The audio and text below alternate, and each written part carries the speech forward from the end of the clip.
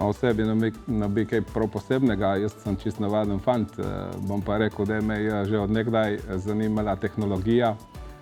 Delal sem z kovino oziroma zanimali so me bicikli najprej v začetku, potem motorinčki pa avtomobili, sestavljene in razdirane motorje v avtomobilu. Tam sem dobil dosti predznanja, ker avtomobil je fascinantno sestavljen in razni sklopi so me fascinirali in potem sem rekel, zakaj pa ne bi jaz nekaj delal tudi v sklopu avtomobilskega sektorja in ja, to počnem danes.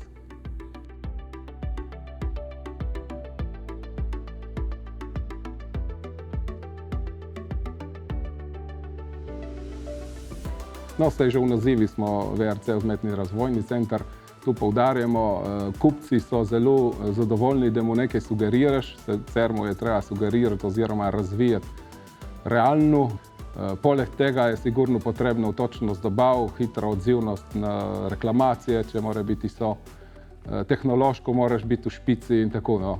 Je več dejavnikov, da si lahko uspešen v avtomobilskem sektorju. No. Ukvarjamo se z proizvodnjo vzmeti, žičnih izdelkov, trakov. Izdelke imamo vgrajene v različne komponente avtomobila, od sedišč, glavnih vzmeti, pedalnih sklopov, stikalnih elementov in tako. Poleg avtomobilskega sektorja smo dobavitelj tudi za belo tehniko in elektroindustrijo.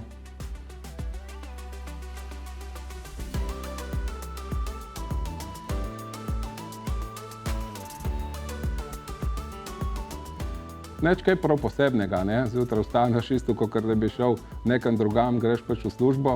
Tako da najprej en tak sestanek, kaj je pomembno, kaj ni. Nekaj obhoda po podjetju, potem, če so sestanki z kakšne nove stranke ali pa delam ponudbe in razvoj sodelavcem. Načeloma se trudim, da delam 8 ur, seveda v začetku sem delal bistveno več, tudi do 12, kar je malo izčrpljajoče, ampak za vzpon podjetja je pač žal potrebno se odreči tistemu prostemu času in delati kakšno naduro. Ne.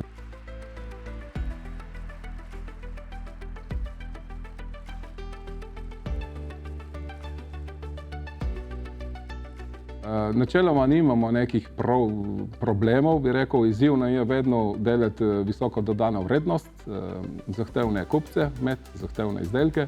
Kaj zvem, zdaj, če lahko menim, je ta COVID, ki nas malček ovira glede poslovnih stikov, sejmov, tu se je zdaj malo ustavilo, tako da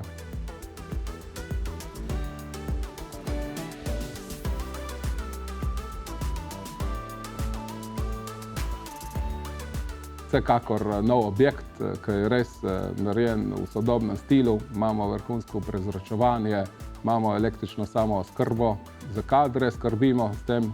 Tako da tebi cilji, kar se tega tiče, mislim, da sem kar izpolnil. Zdaj pa, ja, samo nova tehnologija, tu me fascinira, jaz dosti investiram, od 5 milijonov letnega prihodka investiramo tam od 800 do milijon evrov samo v novo tehnologijo.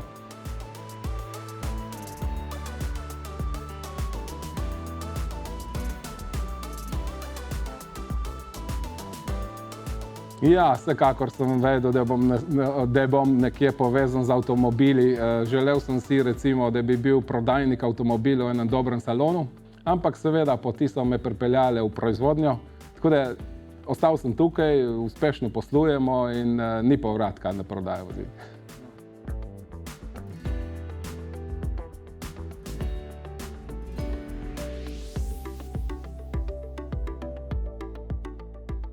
Kaj jaz vem, poklic ne bi niti menjal, ostal bi tukaj, mogoče zdaj so tebi novi poklici, mehatronik, ki je zanimiv, nekaj takrat ga ni bilo, ne.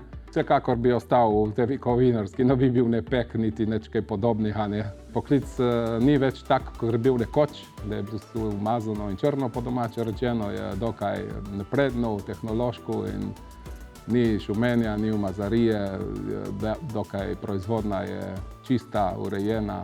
Skoraj bi rekel, kakor že v lekarnah.